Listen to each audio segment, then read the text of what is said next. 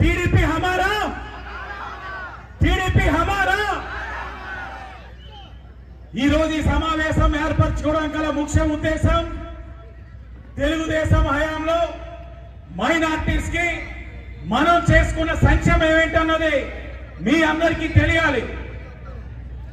గత 5 సంవత్సరాల్లో తెలుగుదేశం హయాంలో ప్రతి సంవత్సరం కూడా 500 కోట్లు తక్కువ కాకుండా ప్రతి సంవత్సరం మైనారిటీస్ కోసం వెచ్చించిన ప్రభుత్వం తెలుగుదేశం ప్రభుత్వం అని చెప్పి గర్వంగా మీకు తెలియజేస్తా ఉన్నా. ఈ రోజున దుల్హన్ పథకం అనేది ఉంది. గత ప్రభుత్వంలో 50,000 రూపాయలు ఇచ్చాం. రిజిస్టర్ అయినంటే మీ సల్లికి ₹1 పడేది. 2-3 నెలల్లో మీ అందరి అకౌంట్ లో డబ్బులు పడేవి. జగన్మోహన్ రెడ్డి ఎన్నికల ముందు ₹1,00,000 ఇస్తా అన్నాడు దుల్హన్ పథకం కింద. ఏ ఒక్కరికైనా ఇళ్లలో పెళ్లికి ₹1,00,000 వచ్చిందా? ఏ ఒక్కరికైనా వచ్చిందా? అది జగనన్న దెబ్బ అట్టుంటది. రంజాన్ తోఫా కింద ప్రతి సంవత్సరం సుమారు 12 లక్షల మంది మైనార్టీలకి రంజాన్ తోఫా ఇచ్చాం. ఈ 4.5 సంవత్సరాలు ఏ ఒక్క సంవత్సరంలో అయినా రంజాన్ తోఫా వచ్చిందా? వచ్చిందా? హజ్ యాత్రకి చంద్రబాబు నాయుడు గారు ముఖ్యమంత్రిగా ఉన్నప్పుడు ప్రోత్సాహాలు ఇచ్చేవాళ్ళం. 2018-19లో సుమారు 2,300 మంది హజ్ యాత్రకి వెళ్ళడానికి సహకరించిన ప్రభుత్వం తెలుగుదేశం ప్రభుత్వం. ఈ 4.5 సంవత్సరాలు హజ్ యాత్రకి ఎవరైనా సరే అవకాశం కల్పించారా? ఎవరైనా వెళ్ళారా? ప్రోత్సాహం ఉందా? 2017-18లో ఉర్దూ లాంగ్వేజ్ నేర్చుకోవడానికి 5 కోట్లు వెచ్చించిన ఘనత తెలుగుదేశం ప్రభుత్వం. 2018-19లో ఎన్టీఆర్ విద్యోన్నతి కింద 300 మంది ముస్లింస్ ని సివిల్ ఎగ్జామినేషన్స్ కి వాళ్ళు నేర్చుకోవడానికి అవకాశం కల్పించిన ప్రభుత్వం తెలుగుదేశం ప్రభుత్వం. 2018-19లో 30 కోట్లు విదేశీ విద్య కోసం, స్కాలర్షిప్ల కోసం, మైనారిటీస్ కోసం వెచ్చించిన ఘనత ఈ తెలుగుదేశంది. ఇవన్నీ కూడా రాష్ట్రాన్ని పరంగా మనం చేసుకున్నాం. మన నగరం పరంగా రెహమత్ నగర్ లో షాదీఖానా మన షరీఫ్ గారు కౌన్సిల్ చైర్మన్ గా ఉన్నప్పుడు తెలుగుదేశం హయాంలో శంకుస్థాపన చేసుకున్నాం. 4 సంవత్సరాల 8 నెలలు అయింది శంకుస్థాపన చేసుకున్న రెహమత్ నగర్ షాదీఖానాని ఎందుకు మొదలెట్టలేదు భరత్రామ్? అడుగుతా ఉన్నాం ఈ వేదిక ద్వారా. ₹1 కోటి పైన ఆనాడు ఎమ్మెల్సీ ఉన్న ఆదిరెడ్డి అప్పారావు గారు ఎంపీ ల్యాక్స్ గా ఆనాడు మురళీమోహన్ గారి దగ్గరికి వెళ్లి షేక్ సుబాన్ గారు వారి సహకారంతో తీసుకురావడం జరిగింది. ఈ రోజు దాని పరిస్థితి ఏంటో కూడా ఎవరికి కూడా అర్థం కాని పరిస్థితి. రాజేంద్ర నగర్ లో ఈద్గా సమస్యలు ఉంది.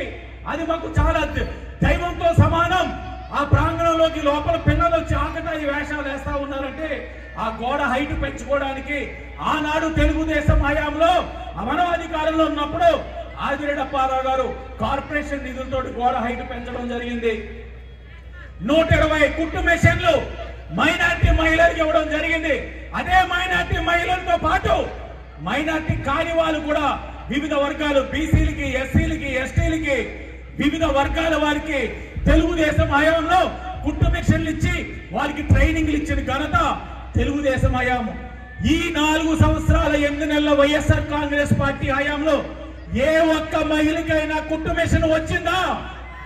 ట్రైనింగ్లు ఇచ్చారా? ఏమీ లేవు. స్లాటర్ హౌస్ ఇందాక చెప్పారు మా పెద్దలు. స్లాటర్ హౌస్ ని ఎప్పటి నుంచో మా మైనారిటీ సోదరుల యొక్క కళ. ఆజాద్ చౌక్ లో చిన్న జంతువులు, పెద్ద జంతువులు ఉన్న మా నాయకులందరూ కూడా ఏనాటి నుంచో ఇబ్బందులు పడతా ఉన్నారు. వారి యొక్క కళని నిజం చేయడం కోసం కౌన్సిల్లో ఆనాడు ద్వారా పార్వతి సుందరి గారు, అలాగే చాంద్ బాషా గారు, షేక్ సుబాన్ గారు, సతీమణి గారు వీళ్ళందరూ కూడా స్లాటర్ హౌస్ కోసం సైట్ కేటాయించిన ఘనత తెలుగుదేశం ప్రభుత్వం అని చెప్పి గర్వంగా చెప్తా ఉన్నాను. మీరు ఏ పీకేరని అడుగుతా ఉన్నారు వైఎస్ఆర్సీపీ వాళ్ళు. ఒక మసీదు కట్టారా? లేకపోతే ఏదైనా డెవలప్మెంట్ చేశారా?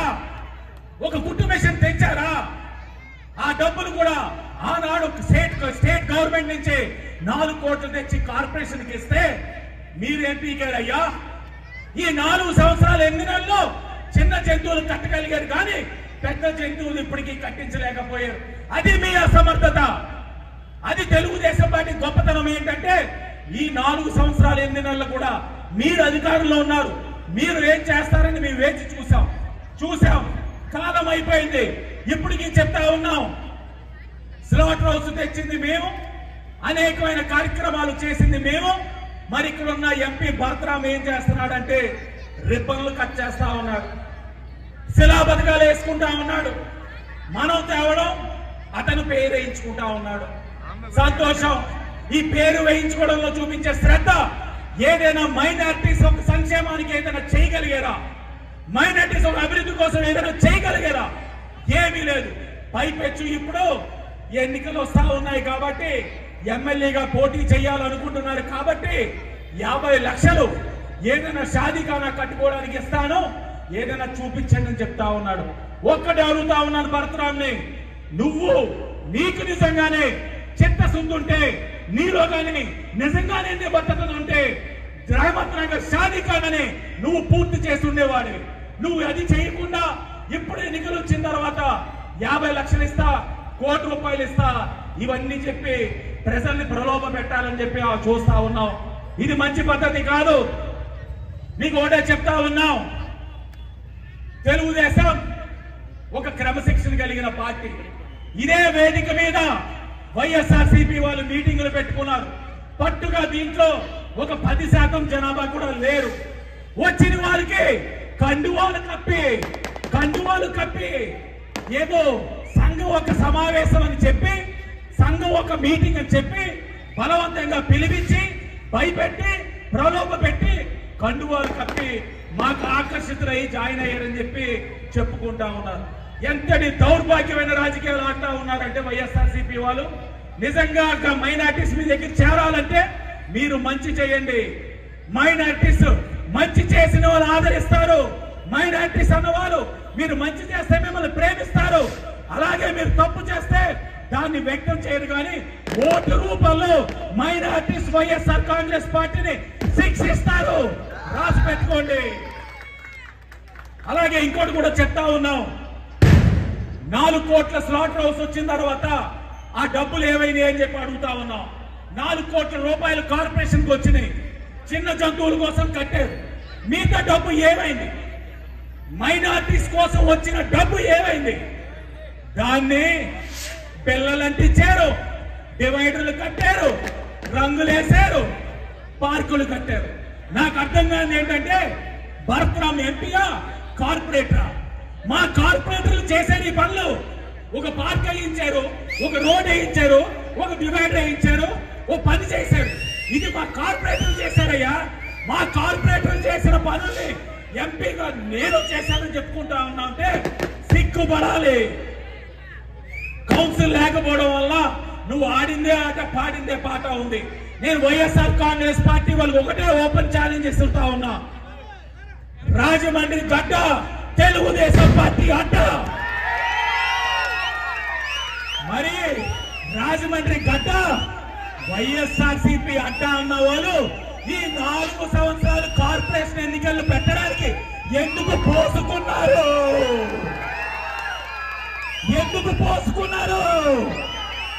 ఈ 4 సంవత్సరాలు ఎలక్షన్ ఎందుకు పెట్టలా? దమ్ము లేదా? కనీసం లేదా? నువ్వు చేసిన అభివృద్ధి మీద నీకు నమ్మకం లేదా? వైఎస్ఆర్ కాంగ్రెస్ పార్టీ మీద నీకు నమ్మకం లేదా? మేము ఈ 4 సంవత్సరాలు ఎప్పుడు ఎన్నికలు పెడతారో అని తెలుగుదేశం పార్టీ, జనసేన సిద్ధంగా ఉన్నాం. కానీ మీరు ఏ రోజైనా పెట్టారా? పెట్టలేదు. వాతావరణం కూడా సహకరిస్తా ఉంది. చేసే మంచి కార్యక్రమానికి అల్లా ఒక ఆశీస్సులు కూడా మనకి ఇచ్చారు. ఆ వచ్చే వర్షం కూడా ఆగింది. శుభ సూచకం రాసుకోండి. తెలుగుదేశం జనసేన అధికారంలోకి రావడం ఖాయం. మా బాయ్ చెప్తా ఉన్నారు, కులేసి సంఘం వాళ్ళు శుభ పరిణామం. కురేషి సంఘం వాళ్ళందరూ కూడా ధైర్యంగా తెలుగుదేశం జనసేన పార్టీ వేదికెక్కారు. మీ పతనం డౌన్. వైసీపీ వాళ్ళ పతనం మొదలైంది. మా బాయ్ అడుగుతా ఉన్నాడు, ఆర్యపురం కోఆపరేటివ్ బ్యాంక్ ఎన్నికలు ఎందుకు పెట్టలేకపోయావు? మళ్ళీ పోసారు వైసీపీ వాళ్ళు. ఎన్నికలు పెట్టే దమ్ము లేదా బ్యాంకుది? మా బాయ్ అడుగుతా ఉన్నారు. స్లాట్ హౌస్ లో ఇబ్బందులు వచ్చినాయి.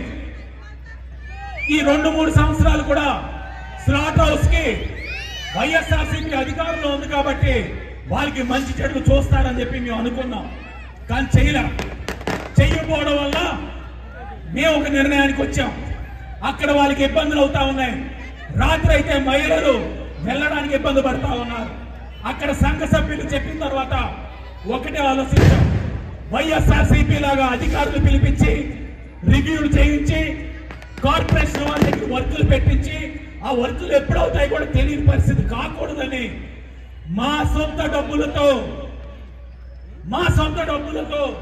35 kV జనరేటర్ కొని చిన్న జంతువుల వారికి ఇవ్వడం కూడా జరిగిందని కూడా ఈ వేదిక ద్వారా చెప్తా ఉన్నాం. మేము కొన్ని దాంట్లో 4 లక్షల రూపాయలు మేము ఇస్తే అల్సమీర్ గ్రూప్ నా సోదరుడు అబ్దుల్లా 1 లక్ష రూపాయలు ఇవ్వడం జరిగింది. అలాగే పెద్ద జంతువుల వారికి కూడా ఇబ్బంది ఉంది. వాస్తవానికి అక్కడ ల్యాండ్ ఫీలింగ్ చేసింది పెద్ద జంతువుల వారు.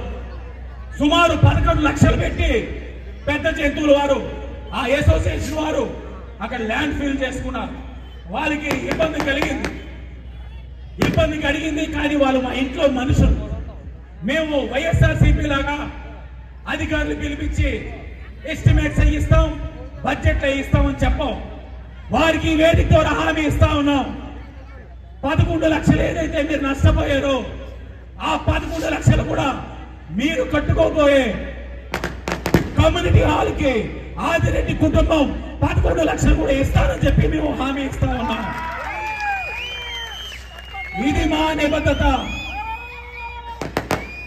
ఆదిరెడ్డి కుటుంబంకి ఇసుక ర్యాంపులు లేవు ఈ అధికార పార్టీ లాగా.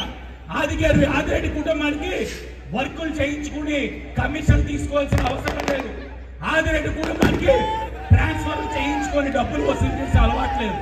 కష్టపడి సంపాదించిన డబ్బే వీరికి ఇచ్చే కార్యక్రమం చేస్తా ఉన్నామని కూడా తెలియజేస్తూ, అలాగే వైఎస్ఆర్సీపీలో ఉన్న నా మైనారిటీ సోదరుల్ని విజ్ఞప్తి చేస్తా ఉన్నాం. మన జాతి వారికి ఇబ్బందులు కలుగుతా ఉన్నాయి. తులాన్ రావట్ల, సంక్షేమం లేదు. ఇటు పక్కన చూస్తే నిత్యావసర ధరలు పెరిగిపోయింది. మీరు ఒక మసీదు నిర్మాణం చేయలేకపోయారు, ఒక సంక్షేమం ఇప్పించలేకపోయారు. మీరు ఈ మీటింగ్ అయిన తర్వాత ప్రెస్ మీట్లు పెట్టి మీకు స్క్రిప్ట్ ఇస్తారు, ఎంపీ ఆఫీసు తిట్టడమే కార్యక్రమంగా తీసుకుంటా ఉన్నారు. ఆత్మ పరిశీలన చేసుకోండి. మీరు ప్రజలకి సేవ చేస్తే అల్లాకి సేవ చేసినట్లే. కష్టాల్లో ఉన్న ప్రజలకు ఆదుకోకపోతే వైఎస్ఆర్సీపీలో ఉన్న మైనారిటీ వాళ్ళు మీరు అల్లాకి అన్యాయం చేసినట్లే. నిజాన్ని నమ్మండి, నిజం వైపు అడుగులు వేయండి. ఈరోజు చంద్రబాబు నాయుడు గారు నా అభిమాన నటుడు ఎవరు? పవర్ స్టార్ పవన్ కళ్యాణ్ గారు ఏకమయ్యారు. ఇద్దరు కూడా ఒక ముఖ్యమంత్రి స్థాయిలో ఉన్న వ్యక్తులు. ఇద్దరు ముఖ్యమంత్రి స్థాయిలో ఉన్న వ్యక్తులు త్యాగం చేసి ఏకమయ్యారంటే ఈ రాష్ట్ర ప్రజల కోసం, తెలుగు జాతి కోసం, మీరందరి కోసం, మనందరి కోసం ఆలోచించండి. మంచి నిర్ణయాలు తీసుకోండి. తెలుగుదేశం జనసేన పార్టీ ఒక మైత్రికి సహకరించండి. అలాగే ఈరోజు వైఎస్ఆర్సీపీ నాయకులు కొంతమంది మాట్లాడుతూ ఉన్నారు. ప్రెస్ మీట్ పెట్టి మార్కండేయ స్వామి గుడిలో రథం ఉంది. ఆ రథం ఆ దేవుడి కార్యక్రమాలు తప్ప దేనికి వాడకూడదు. ఎంపీ భరత్రాం తన సొంత అవసరాలకి ఎంపీ భరత్రాం తన సొంత అవసరాలకి ఆ రథాన్ని తీసుకోవడానికి ప్రయత్నం చేశాడు. నేను ఈవో గారిని ఒకటే అడిగా, ఆ ఈవో గారు ఏం మాట్లాడారో ప్రజలు కూడా వినాలి.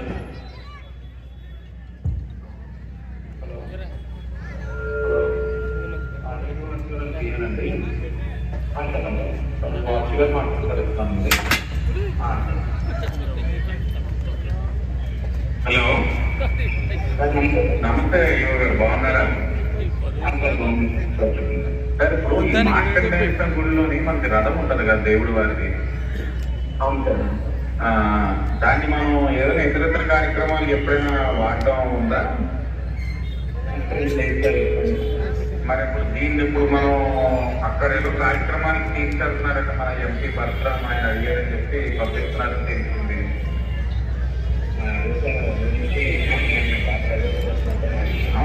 పెట్టారు సార్, కానీ దేవుడి ఈఓ గారు చెప్పిన మాటలు ఎంపీ పరశురామ్ ప్రెషర్ పెట్టేస్తున్నారు సార్.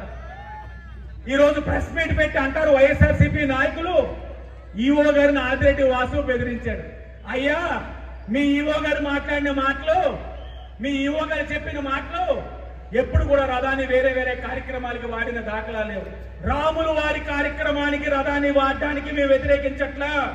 శ్రీరాములు వారికి ఒక శివయ్య రథం వాడితే అది పుణ్య కార్యక్రమం కిందే తీసుకుంటాం. కానీ పరశురామ్ వ్యక్తిగత కార్యక్రమానికి వాడితే తెలుగుదేశం పార్టీ వ్యతిరేకిస్తాం. వ్యక్తిగత అవసరాలకి సాంప్రదాయాల్ని తూటులు పొడిస్తే చూస్తూ ఊరుకోమని నేను చెప్తా ఉన్నాం. ఈ రోజు కులాల మధ్య చిచ్చంటే ఉదాహరణ ఏంటంటే ఈ ఆజాద్ చౌక్ అనేది లౌకికవాదానికి ఒక వేదిక. ఇక్కడే మనం అమ్మవారి కార్యక్రమాలు చేసుకుంటాం, ఇక్కడే రంజాన్ చేసుకుంటాం, ఇక్కడే క్రిస్మస్ చేసుకుంటాం. అందరూ కూడా సోదర భావంతో నివసించే ప్రాంతం ఇది. దశాబ్దాలుగా అందరూ కూడా చాలా ఆనందంగా నివసించే ప్రాంతం. అలాంటిది అమరావతి పాదయాత్ర వెళ్తా ఉంటే పర్మిషన్ లేకుండా మీటింగ్లు పెట్టి కుర్రోళ్ళతోటి పాదయాత్రలను ఆడవారి పైన దాడి చేయించిన పరశురామ్, నువ్వా మతాల గురించి మాట్లాడేది చిచ్చుల గురించా? ఆ రోజు మీరు మతాల మధ్యన చిచ్చు పెట్టడానికి ప్రయత్నం చేశారు, గొడవలు అయితే ఆనందించడానికి ప్రయత్నం చేశారు. ఎవరు పర్మిషన్ ఇచ్చారని ఆ రోజు మీరు ఇక్కడ మీటింగ్ పెట్టారు? ఈ ఆజాద్ చౌక్ అనేది ఎంత ప్రశాంతమైన ప్రాంతం. ఇక్కడ మీటింగ్లు పెట్టి ఇబ్బందులు పెట్టడానికి ప్రయత్నం చేసిన వారు ఈ రోజు మీరు మాట్లాడడం చాలా హాస్యాస్పదంగా ఉంది. ఏదేమైనా ఇవన్నీ మీకు చెప్పేది కారణం ఒకటే, ప్రజలు గమనించండి, వాస్తవాలు తెలుసుకోండి. మీ కష్టాలు తీరాలి అంటే తెలుగుదేశం జనసేన రావాలి, అది అనివార్యం. తప్పకుండా మీ అందరూ కూడా సహకరించాలని చెప్పి ప్రతి ఒక్కరిని కూడా పేరు పేరులో వేడుకుంటూ చివరిగా శేఖర్ అన్న వీడికి కోస్తే పసుపు రక్తం వస్తుంది. మా శేఖర్ అన్నకి మొన్న వైఎస్ఆర్సీపీ కండువా వేసేసి భరత్రామ్ నా వైసీపీ బలపడిపోయింది అని చెప్పి ఆనందపడతా ఉన్నాడు. కానీ వీళ్ళు కానీ వీళ్ళ కుటుంబం కానీ తెలుగుదేశం పార్టీ కంచుకోవటం. ఈ రోజు ఆయన ఆత్మాభిమానాన్ని దెబ్బతీశారు. ఒక సంఘం మీటింగ్ అని చెప్పి మీరు పిలిచి ఆ వేదిక మీద బలవంతంగా కండువాలు కప్పారు. అది మీ వ్యక్తిత్వం. ఈ రోజు మా వ్యక్తిత్వం చూడండి. ఈరోజు గౌరవంగా వచ్చి మీటింగ్ లో కూర్చున్నారు. తెలుగుదేశం పార్టీ కార్యకర్తల ఒక గొప్పతనం అది గమనించండి. వైఎస్ఆర్సీపీ నాయకులారా, చిల్లర రాజకీయాలు మానుకోండి, ప్రజాక్షేత్రంలో దమ్ముంటే పోరాడాలని చెప్పి తెలియజేసుకుంటూ చివరగా అందరికీ విజ్ఞప్తి చేస్తా ఉన్నాం. మరొకసారి తెలుగుదేశం జనసేన పార్టీని స్వాగతించండి. మైనారిటీస్ ఒక సంక్షేమానికి కట్టుబడి ఉంటాం. అలాగే మా సోదరులు ఇందాక మద్రసా గురించి మాట్లాడారు. నజీల్ మదీనా గారు, ఆ మద్రసా అభివృద్ధి కోసం రేపు ప్రభుత్వం వచ్చేది తెలుగుదేశం పార్టీ జనసేన వచ్చిన తర్వాత మద్రసాకి అన్ని విధాలను కూడా ఆదుకునే కార్యక్రమం మేము తీసుకుంటామని కూడా తెలియజేసుకుంటూ విచ్చేసిన ప్రతి ఒక్కరికి పేరు పేరు నమస్కారాలు తెలియజేసుకుంటూ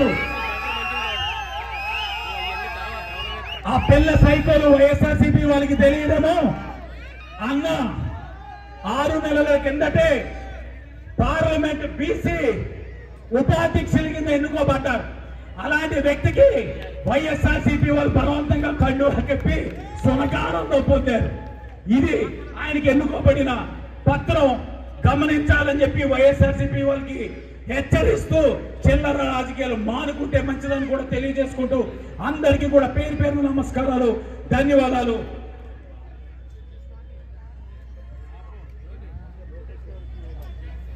జై తెలుగుదేశం, జై తెలుగుదేశం. నారా చంద్రబాబు నాయుడు గారి నాయకత్వం, నారా లోకేష్ గారి నాయకత్వం, పవన్ కళ్యాణ్ గారి నాయకత్వం, జోహార్ ఎన్టీఆర్. ఈరోజు యువత భవిష్యత్ తెలుగుదేశం పార్టీ దిక్సూచైన నా అన్న నారా లోకేష్ గారి ఒక పుట్టినరోజు వేడుకలు కూడా ఇక్కడ ఘనంగా ఏర్పరచుకున్నారు. ఆ ఏర్పరిచిన వారందరికీ కూడా పేరు పేరున నమస్కారాలు తెలియజేస్తాం. అందరికీ ధన్యవాదాలు.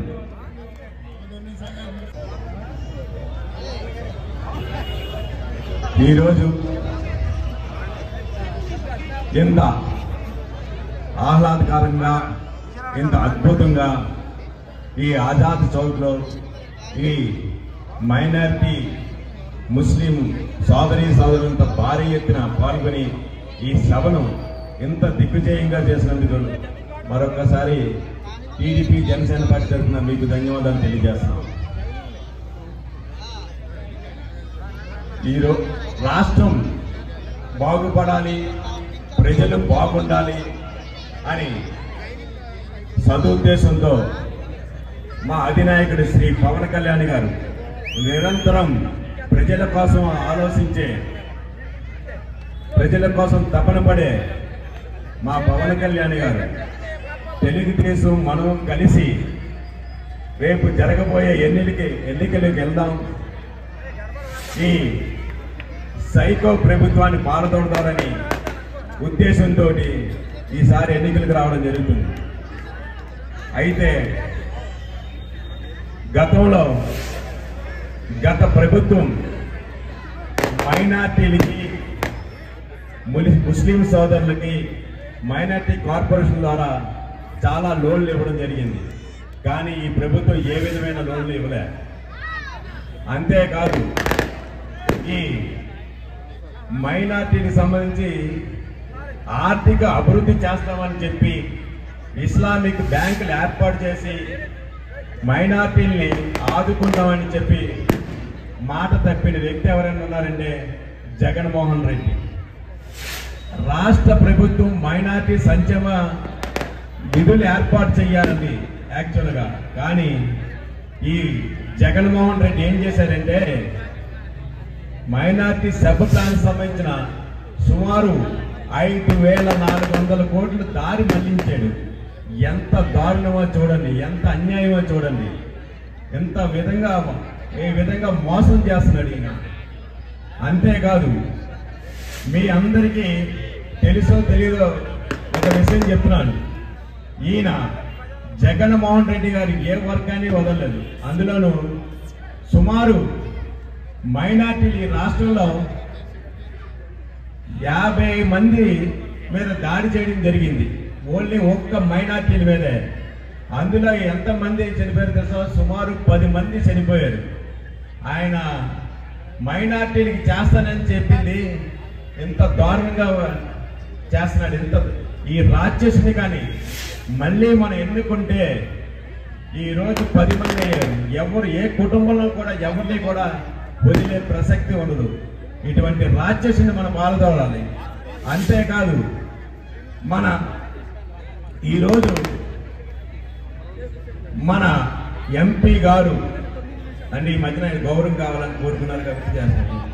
ఏదంటే ఆయన ఒక విధంగా చెప్పాలంటే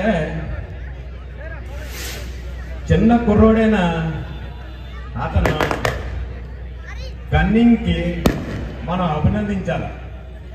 ఎందువల్లంటే అతను ఎటువంటి ఆలోచన ధోరణిలో ఉన్నాడంటే సుమారు 4.5 సంవత్సరాలు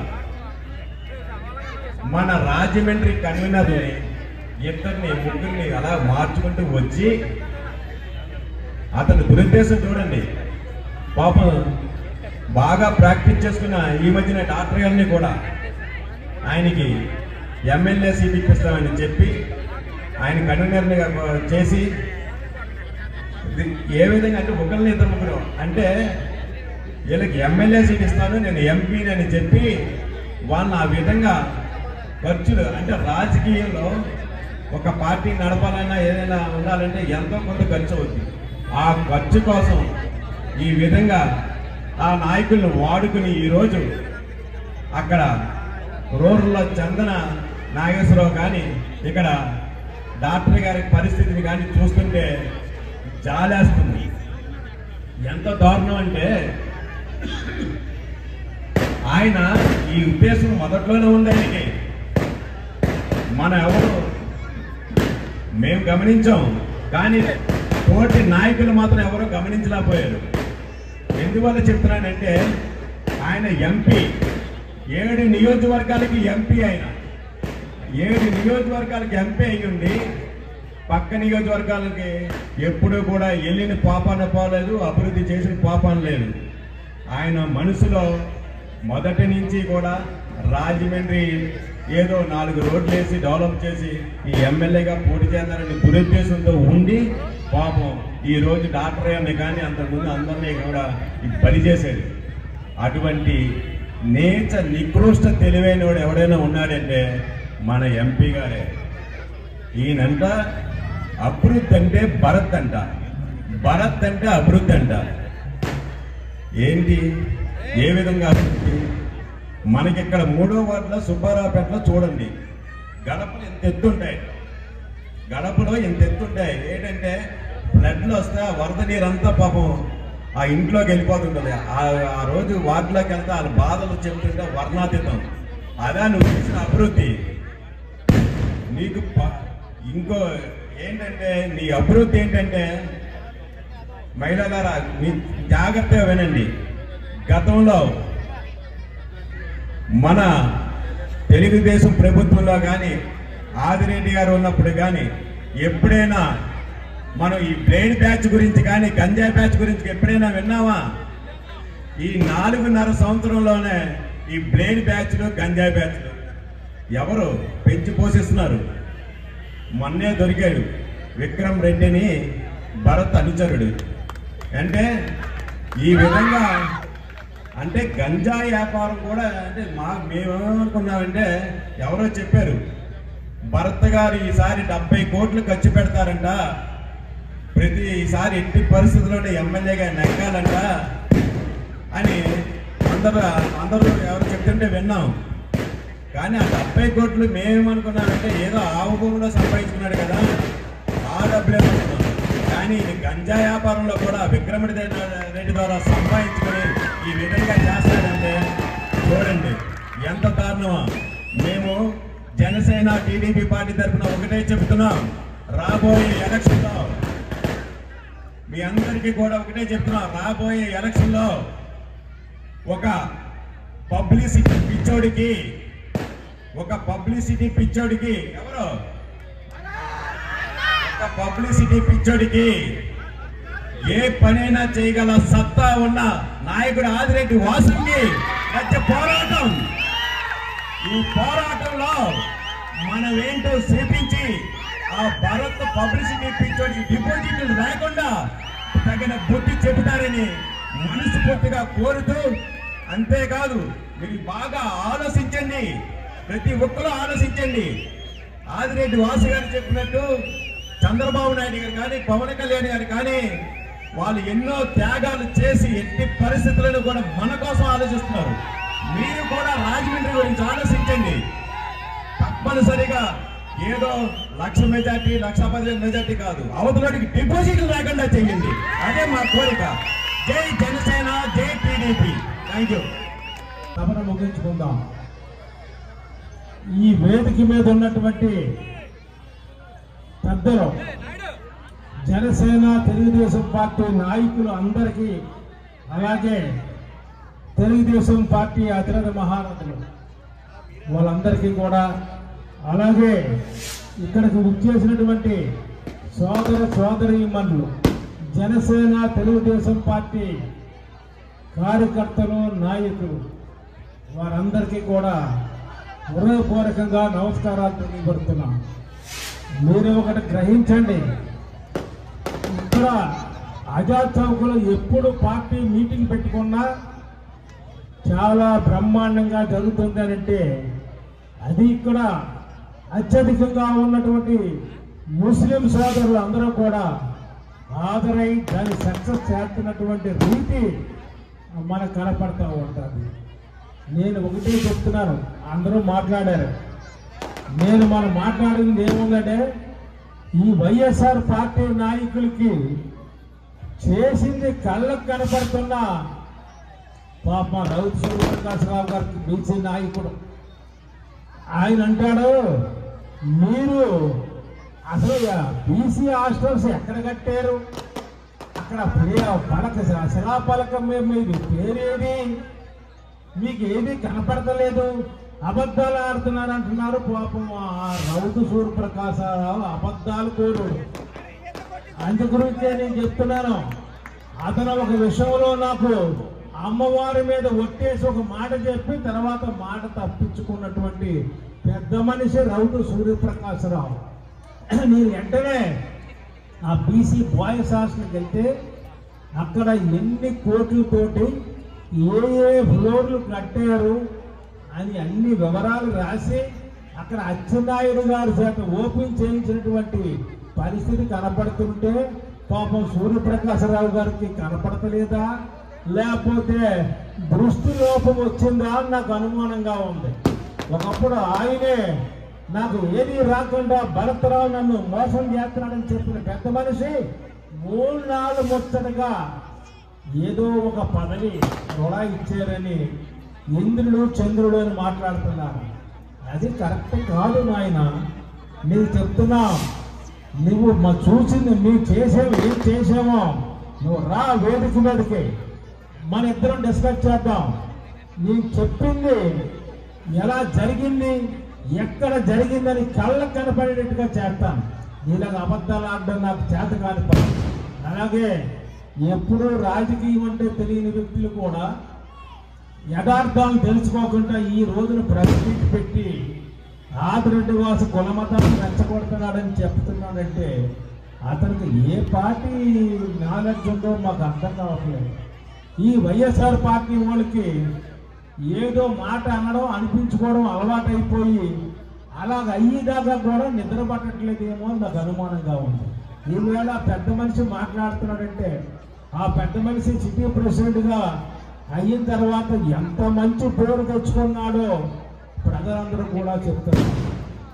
సిటీ ప్లానింగ్లో మీరు ఏం చేస్తున్నారో మాకు అన్నీ తెలుసు, కానీ ఆ జోలికి రాం. అవసరమైనప్పుడు ఆధారాలతో చూపిస్తాం. కాబట్టి ఈ వైఎస్ఆర్ పార్టీ నాయకులకు మేము ఒకటే చెప్తున్నాం. ఈవేళ జనసేన నాయకులు పవన్ కళ్యాణ్ గారు ఏమంటున్నారండి, ఎంత మంచి హృదయంతో మనకి సీట్లు పదవులు కాదు, అక్కడ రాక్షస పాలన పోవాలి, దాని గురించే మనం కష్టపడదామని చెప్పారంటే ఆ మహానుభావుడికి ఎంత కసిగా అభిమానంగా ఉందో. ఈ పార్టీ అధికారంలోకి రావాలి తెలుగుదేశం జనసేన అని మనకు అర్థమవుతుంది. ఏ పార్టీ అయినా సరే నాయకులు సీట్లు మేము పంచుకుంటాములే అని మాట్లాడతారు. అది ఎంత చక్కగా మాట్లాడుతున్నారంటే అవన్నీ తర్వాత పక్క పెట్టండి, ముందు అధికారంలోకి వద్దాం మనం అని చెప్తున్నారంటే అది మనం అర్థం చేసుకోవాలి. ఇలాగే చెప్పుకుంటూ వెళ్తే ఒక 2-3 గంటల వరకు కూడా మీ కథలో తెలుస్తాయి. మీరు చేసింది ఏంటి డెవలప్మెంట్, మీరు తెచ్చిన డబ్బులు ఏమైనా ఉంచారా, వెనక్కి పట్టుకుపోతుంటే ఏం చేశారు, మీరు వచ్చిన డబ్బులు కూడా సగం ఖర్చు పెట్టిన తర్వాత దాన్ని మీరు ఏం చేశారు, మిగతా సొమ్ముని ఏం చేశారు, మీరు మాకు లెక్కలు కావాలి. మీరు ఏదో డెవలప్ చేసేసాం మేము అన్నీ కూడా చూపించేస్తామంటున్నారు. 4 బిళ్ళలంటించి అక్కడ ఏ బొమ్మలు పెట్టి ఏ బొమ్మలు మీరు ఏదైనా కౌంట్ మీరు టెండర్ పిలిచారా అని అడుగుతున్నాను నేను. ఎస్ఐ గారిని టెండర్ పిలిచారంటే ఆయన మాట్లాడట్లేదు. ₹1 కోటి డబ్బుల్ని టెండర్ పిలవాలి కదా, ఎందుకు పిలవలేదు అని అంటుంటే మాట్లాడతాను. ఒక్కొక్క విగ్రహాన్ని ఒక్కొక్క టెండర్ పిలిచారట, అన్ని టెండర్లు ఒకరికే వెళ్ళినాయి అంట. ఈ కాకమ్మ కథలు మీరు చెప్తే మేము వినాలా, చెవులో పువ్వు పెట్టుకోలేదు ఎవడమో ఏంటో సమయానికి మీకు చెప్తాం. అందుగురించినే తర్వాత సిబిఐ అండ్ విజిలెన్స్ ఎంక్వైరీ పెట్టి ఆవభూముల వ్యవహారం అన్నీ కూడా మొన్న చంద్రబాబు నాయుడు గారు మండపేట మీటింగ్లో చెప్పారు.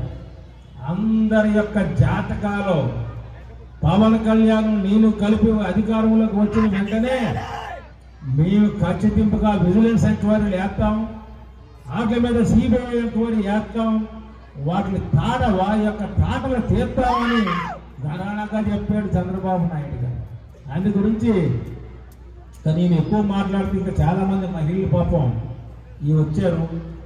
అందు గురించి నేను ఒకరిద్దరు మాట్లాడిన తర్వాత నారా లోకేష్ గారు పుట్టినరోజు సందర్భంగా కేక్ కట్ చేసి మీరందరూ కూడా ఆనందంగా వెళుదురు. కానీ ఎవరైనా టీ అయ్యి తాగాలనుకుంటే అక్కడికే వస్తే కదలక్కర్లేదు. అందరికీ నమస్కారం.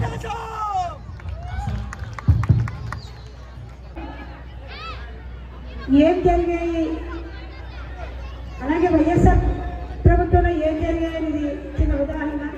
మన తెలుగుదేశం హయాంలో ప్రతి ఒక్కరికి పెన్షన్ ఇవ్వడం జరిగింది.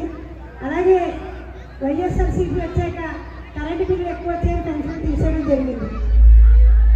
అలాగే షాదీ ముబారక్కి ఈ వైఎస్ఆర్ ప్రభుత్వం ₹1,00,000 ఇస్తారని చెప్పింది. ఇద్దరు వాళ్ళు పెళ్లి చేసుకుని వాళ్ళకి ఏం చెప్పాడంటే మీ ఇద్దరు 10th క్లాస్ చదివారా అని అడుగుతున్నారు. అంటే ఇస్తానని చెప్పడం మేడం వారే మీకు ఇన్ని రకాల కండిషన్ పెట్టడం జరుగుతుంది. అలాగే టిట్కాయిన్లు మా గవర్నమెంట్లో మైనార్టీ సోదరులకి చాలా ఇల్లు ఇవ్వడం జరిగింది. కరెంటు బిల్లు ఈరోజు ఈ జాంపేట ఆజాద్ చౌక్ సెంటర్ లో మనము ఇంత గొప్పగా ఈ కార్యక్రమాన్ని ఏర్పాటు చేసుకున్నాము. మనము రాష్ట్రంలో తెలుగుదేశం పార్టీ అన్న నందమూరి తారక రామారావు గారు, నారా చంద్రబాబు నాయుడు గారు చేసినటువంటి సంక్షేమ కార్యక్రమాలు, అభివృద్ధి కార్యక్రమాలు, వాటి గురించి మనం చెప్తూ పోతే నిజంగా మనం ఈ రోజు తెలుగుదేశం పార్టీ ఆవిర్భావం నుంచి నేటి వరకు ప్రజా శ్రేయస్సుని, మైనార్టీల సంక్షేమాన్ని కోరుకున్నటువంటి ఏకైక పార్టీ తెలుగుదేశం పార్టీ. ఈ విధంగా మనము తెలుగుదేశం పార్టీ చేసినటువంటి సంక్షేమ కార్యక్రమాలు, అభివృద్ధి కార్యక్రమాలను గనక మనము తెలుగుదేశం పార్టీ కుటుంబ సభ్యులు, కార్యకర్తలు మనందరం ఏకమై ప్రతి ఓటర్ దగ్గరికి, ప్రతి మనిషి దగ్గరికి వెళ్లి వివరించినట్లయితే రాష్ట్రంలో, మన రాజమండ్రిలో ప్రతి ఓటు కూడా తెలుగుదేశం పార్టీకి పడుతుందని నేను తెలియజేస్తున్నాను. ముస్లిం మైనారిటీ సంబంధిత ప్రతినిధిగా అందరూ కూడా మీ పేరు చెప్తారు, మీ పేరు, మీ పదవి మీరు చెప్పుకోండి. మీ పేరు చెప్పండి. ఎవరు కావాలి మీ పేరు, మీ పదవి చెప్పుకోండి. అది నేను ముస్లిం ఆసియా, ముస్లిం ఆసియా చెప్పాలి. ముస్లిం ఆసియా సిద్ధాంతాలకు ఎల్లవేళలా కట్టుబడి ఉంటానని తెలుగుదేశం పార్టీ నిర్ణయాలను, ఆదేశాలను అత్యంత విశ్వాసంతో పాటిస్తూ పూర్తి విధేయత, పూర్తి నిబద్ధతతో పార్టీ పటిష్టతకు కృషి చేస్తానని ముస్లిం మైనారిటీ పార్లమెంట్ కమిటీ సభ్యులుగాను, రాష్ట్ర కమిటీ సభ్యులుగాను, రామసభ్య నాయకులను, పట్టణ సమితి నాయకులుగాను ప్రతిజ్ఞ చేస్తున్నాము. నాకు జన్మనిచ్చిన భారతావని సాక్షిగా నిజాయితీతో నిరాడంబరంగా ప్రజాసేవకు అంకితమవుతాను. నిరంతరం ప్రజలకు అందుబాటులో ఉంటూ నైతిక విలువలతో కుల, మత, వర్గ, ప్రాంతీయ రూపాలకు అతీతంగా ఆదర్శవంతమైన సమాజం కోసం కృషి చేస్తాను. ప్రజా జీవితంలో ఉన్నత ప్రమాణాలు నెలకొల్పి ప్రజాసేవే పరమావధిగా ముస్లిం సిద్ధాంతాలు, నియమావళిని అనుసరించి ముస్లిం మైనారిటీల ప్రయోజనాలు పరిరక్షణకు కృషి చేస్తాను. ముస్లిం ఆత్మగౌరవాన్ని కాపాడుతూ ఆత్మవిశ్వాసంతో పురోగమిస్తూ ఉన్నత పురోగతికి నేను మనసా వాచ కర్మేణ ఇచ్చేస్తానని మనస్సాక్షిగా దేవుని ప్రమాణం చేస్తున్నాను. ఇప్పుడు